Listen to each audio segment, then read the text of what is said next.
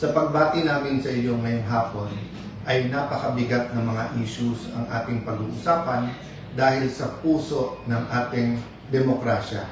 We have to ask ourselves, how important is democracy to ourselves? How important? Yung personal. So like me, Alan, how important is democracy to you? Tayo as a nation, how important is democracy to us? So let me start with the biblical principle na nagsasabing, when the righteous rule, the people rejoice. When the wicked rule, people groan. So iba-iba pong word ang ginagamit yan, depende sa version. Yan po ay Proverbs 29:2. Pero obvious naman po siya, di ba? Whether yan ay negosyo, yan ay PTA, yan ay JODA, TODA, yan po ay Congress, yan po Republic of the Philippines, yan po ay EU, yan po ay UN. When the righteous rule, people rejoice. Because pag tama ang pinaglalaban o tinanim, maganda pong aanihin. Pero when the wicked rule, of course, malungkot ang mga tao kasi may consequence at may consequences ang paggagawa ng masama. So, why am I saying this is about our democracy? Well, good governance kasi is about doing the right thing. And because men and women have their weaknesses, na-develop po yung presidential form of government at yung tinatawag na check and balance. Ibig sabihin, interdependent ang executive, ang judiciary, ang legislature, in our case, dalawang houses po to, House of Representatives and the Senate. But napaka-importante na independent ang legislative, ang judiciary from the executive. Kasi kung hindi, dictatorship yon. At pag may dictatorship ka, tama't mali, iuutos na lang ng iuutos to, wala ng check and balances. So, paulit-ulit sinasabing magulo ang Senate. Hindi po. In this administration from 2022, it's the first time po na nagkaroon ng majority at Senate President. Hindi lang po Senate President, yung majority na wala pong kamay ang Malacanang sa pagpili ng SP at ng mga komite. So, ibig sabihin po, I can dare say this is the first fully independent majority. Kaya, whether you talk about the 11, yung 11, or you talk about supporters nila, or you talk about some elements in the national government, like the NBI for example, sila po ang nanggugulo because hindi sila komportable na independent ang Senado. So when we talk about check and balances, may consequences po to. So for example po, bilang check sa executive, meron pong impeachment process. So hindi pa ho kami nakakaupo or bagong upo pa lang. Sinabi na po sa amin, ang dami po, may mga bishops, may mga business groups, may mga schools. Naglabas po lahat ng mga statement na kailangan independent, kailangan impartial yung impeachment. Sabi, etong bagong majority will do many things, will manipulate, will have machinations, whatever, para itigil yung impeachment. Pero nakita niyo po, napakaayos, walang naging problema. So, yun po ang sasabihin ko sa inyo. Impartial, ibig sabihin po, base sa ebidensya, tamang proseso. Ang problema po kasi sa ibang statement, nasa utak nila ay ang impartial convict na. O, ganun din sa kabila. Yung sinasabing impartial ay acquit na. Wala pa nga home trial eh. So, hintayin natin ang trial at bantayan natin araw-araw. Pero nasaan po ang sense of truth? Doon po sa mga nag-issue ng statement na ngayon nakikita nilang tama ang pamamalakad at maganda at hindi issue po. Maganda po ang takbo tungo doon sa impeachment. Maganda ang schedule. Wala hong nag-statement na mali pala yung una nilang statement. Okay lang po yun. That's your right. Ang sinasabi ko lang po kung anong itatanim nyo, lalo po yung mga namumuno ng mga eskwelahan, binabantayan kayo, gagayahin kayo ng mga bata. So dapat, pag tayo gumawa ng statement with integrity, with truth. Ganon din po, yung events na nangyari po noong Tuesday. Let me clarify hindi pa namin pinagbobotohan yung amendment sa rule na papayag po sa teleconferencing or online na pagboboto. Wala pa ho kami doon. Ang pinagbobotohan pa lang ho, whether or not pag-uusapan ito. So, again, to the heart of democracy, is there anything wrong with talking about changing the rules? We're not proposing murder. We're not proposing abortion na mga per se mali na dapat hindi pag-usapan kasi ayon sa konstitusyon natin mali. Ang pinag-uusapan po natin kung sa mga panahon na ngayon, given the threat sa Senate, given the different attacks on the Senate, given the different attacks on individual members of the Senate, yung experience po namin nung minority pa kami kung paano pigilan na magbuo ng majority, yung mga threats na tanggap namin. I'll go to that later, and in the next few days, option po ng ibang mga senador yon maglabas ng ebidensya sa mga pananakot na ginawa para hindi namin mabuo yung independent na Senado. What's my point po? Yung paulit-ulit po na sinabi ni Senator Kiko Pangilinan, paulit-ulit po na sinabi ni Senator Risa Tiveros, paulit-ulit po na sinabi ni Senator Lacson, at lalong-lalo na po na sinabi ni Senator Erwin Tulfo. Hindi lang po sa session hall, sa media, at hindi lang Tuesday, even the days after. They kept on saying, bakit walang debate? Bakit hindi nila pwedeng pag-usapan yung side nila?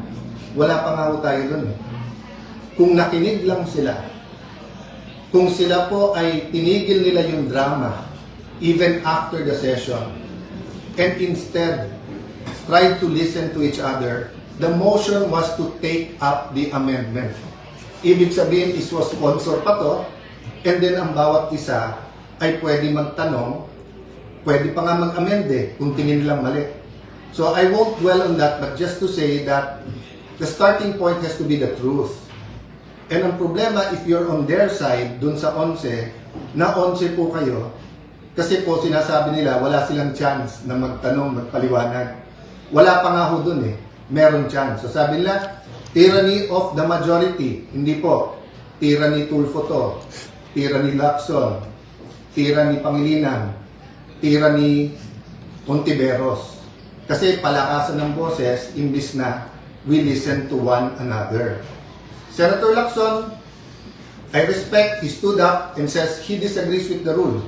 So yung debate is whether or not we can take up the amendment.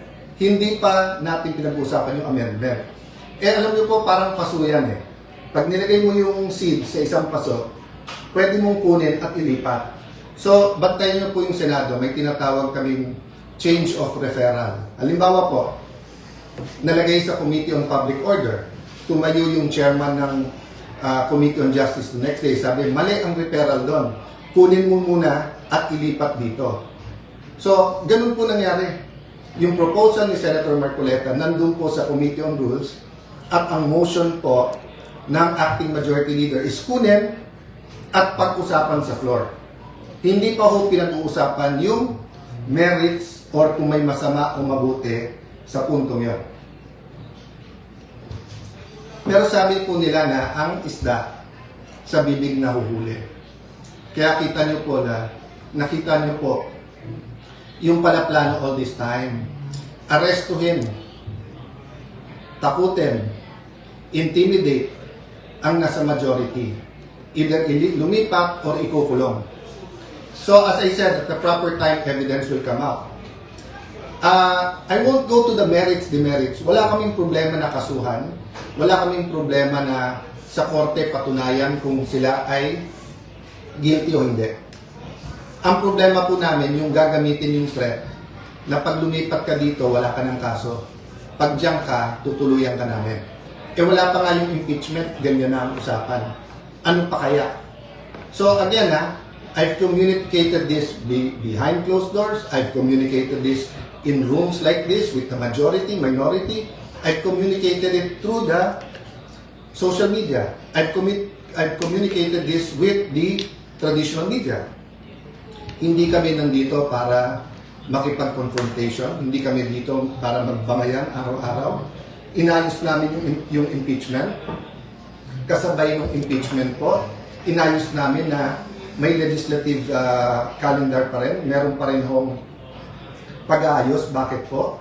I'll talk about that maybe over the weekend. Yung kung hindi ang numbers kasi natin, parati tayo nako-confine sa 13-11, sa 12-11, di ba, sa 6-7, kung ano-ano ng numbers eh. Ang importanteng numbers, inflation. Ang importanteng numbers, GNP, GDP.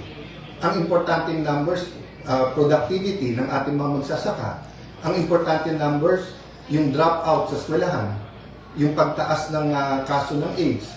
Pagtaas ng teenage pregnancy. Ang dami natin kailangang pag-usapan na priorities. So, tatlo ibabalanse po natin. Yung economic crisis, where we have to talk about the quality of life. And when we talk about the quality of life, we have to talk about security. We also have to talk about drugs. When we talk about quality of life, we have to talk about education, health, jobs. Kung sapat yung kita sa taas ng mga presyo at kung may trabaho pa rin ang tao. Yung second, yung impeachment, which will start in early July. But third, is the corruption issues katulad ng flood control. So we finished a caucus over lunch and we agreed, subject to some minor discussion pa among our chairpersons and the paperwork, that a subcommittee will be formed sa flood control and Senator Marcoleta will issue the notices on Monday para ituloy na sa Thursday yung flood control scam hearings. It will be impartial and we want the whole truth and not only some truth or some true, some not true to come out. Kung makikita nyo, may conflict na kagad. Sabi ng ombudsman, meron mastermind. Sabi ni Senator Lacson, walang mastermind.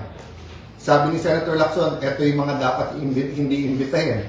Sabi naman ni Senator Marcoleta, ito dapat imbitahin. So I'm inviting the whole public, bantayan nyo Senado, in the same manner that we are on trial when we have the impeachment. We also have to hold everyone accountable pagdating dito sa flood control. Which goes to my second point. The Committee on Public Order, dun po na-assign yung May 11 events that for us led to the May 13. And ngayon, kung sino-sino nag-iimbestiga, sabay-sabay po ngayon nag-iimbestiga, nagsistatement sa Senate. DOJ, NBI, CIDG, may PNP, may CIDG, hiwalay pa sa spokesperson ng PNP, meron pang so Ombudsman, NBI, DOJ, PNP, CIDG, DILG. Agad-agad pumayag kami sa joint with the DILG at PNP, but at one point, sila na lang. Kami tahimik para independent. Pero kung ano na narinig kong statement, katulad nung sa CIDG na imbestigahan daw si Robin at kami dun sa pagtakas ni Senator Bato. Mismong boss nyo na mismong DILG at PNP nagsabi na May 13, wala pa kayong hawak na warrant at pending pa sa Supreme Court kung pwede nga i-serve yung warrant. So paano naging pagtakas yon at paano naging krimen na tulungan siyang makalabas? So kung iimbestigahan nyo ang buong Senate at majority, kailangan yung imbestigahan ng Chief PNP at SILG.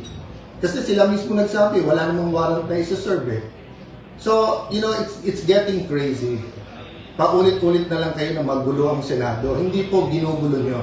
Let me backtrack ha. Nung natanggal po last year si Senator Cheese Escudero, lumabas yung anyone but cheese. Anyone but cheese. O, pumayag na si kanina, Senator Loren. Nung February po, iupo po namin si Senator Loren. Doon nagsimula yung mga pressure at doon po nag-impulsa na narinig namin na kasama sa deal yung mga kaso. O, sinabi anyone but Loren. O, pag upo ko naman, anyone but Cayetano. To be fair, hindi ko narinig sa Malacanang yan. Narinig ko sa mga kasama natin sa 11. And so far, since May 11 to now, what have we done but try to talk about the bigger picture, to talk about crisis, to talk about values, to talk about God in government, to talk about unity. Bakit kayo takot na yung majority na to ay gawin namin ang aming trabaho? Wala naman kami tinatarget eh. Hindi katulad nung inyong dating majority na talagang tinarget ang Senado para pababain yung rating. Again po wala dapat pagtakpan. Wala dapat po, from the President, the Vice President, Senators, managot ang dapat managot. Kaya mag-repent na yung mga dapat mag-repent. Pero sobra po naman ata na lahat na ng sisi, binibintang sa ilang tao o ilang partido lang. Bakit po ba?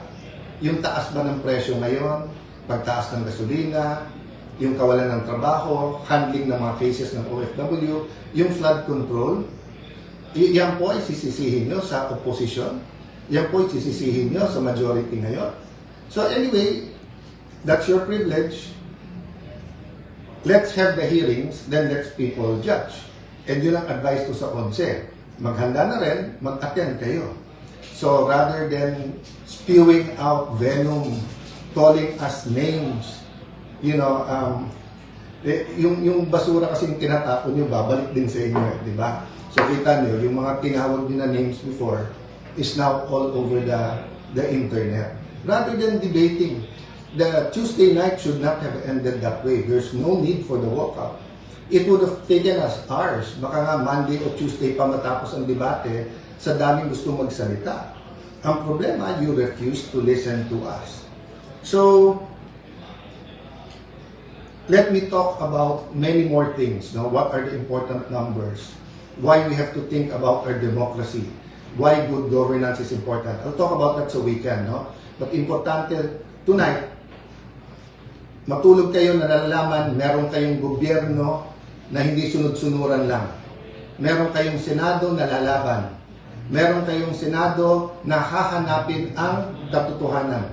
May mga senador sa majority na handang makulong, ilaban lang yung kanilang prinsipyo na independent ang Senate. Tuloy-tuloy po ang intriga, kaya tuloy-tuloy din po ang pagmi-meeting namin. But our country is worth it. So if you ask me what can you do for us, pray for us. No, pray that we stick together, that this majority will be given a chance. But pray then, di ba, na walang cover up kahit sino man. Di tayo pwedeng parang fraternity sa college na pag may rumble na, wala na akong pakialam kung sino tama at mali, basta kambihan na lang yung brag natin kasi rumble na. Hindi po. If we love God, if we love our country, if we love the Senate, hindi pwedeng blind ang ating pagsuporta sa kahit anong grupo. No? So say a prayer, and habang may oras pa, yung gumagamit ng reins of power, no, for their own purposes. This kind of miscalculation, sabihin nyo, may makukulong, may makakasuhan, we can make your life a living hell. Again and again in history, tignan nyo how it ends, di ba? So dapat po, we work towards having the righteous rule. So does that mean palitan ng palitan? Hindi po. Pray for those who nakaupo. Kahit naman po yung apostles, di ba? Si Apostle Paul was killing Christians. Nagamit ni Lord. So ang dami-dami kong example kung saan ang tao na hindi righteous ay pwedeng maging righteous by simply repenting, asking God for revival, restoration, asking God na malinaw kung ano tama at mali. Let me end on a positive note. We're willing to work with the 11. Sila lang naman nagsasabi na this will not work unless tanggalin nyo si Cayetano. Kung ako lang problema, no problem. Ang problema, pangatlo na ako Anyone but Escudero, anyone but Legarda, ngayon anyone but Cayetano. So sinong susunod? Basta't hindi sunod-sunuran sa inyo at sa agenda nyo, dinideny nila may agenda na palitan ng konstitusyon. But the reality is, in 2023, di ba, muntik na matuloy, it was it 23 and 22, 24, di ba, itutuloy na talaga yung PI Di ba? So, hindi mamatay-matay yung mga issue na to because meron po talaga. So, yung corruption, we can change as a nation. But we have to expose and we have to punish the right people. Good afternoon. Have a good weekend, and whether tomorrow or Sunday, I'll talk about more details. Again, pray for the majority and abangan. And sana po yung mga witnesses, lakasan nyo po loob nyo rin. No? Sama-sama po. Basta ang kailangan lang, hindi pwede mag-witness yung magsisinungaling. Magsabi lang po parati ng totoo. God bless you po. Magandang hapon.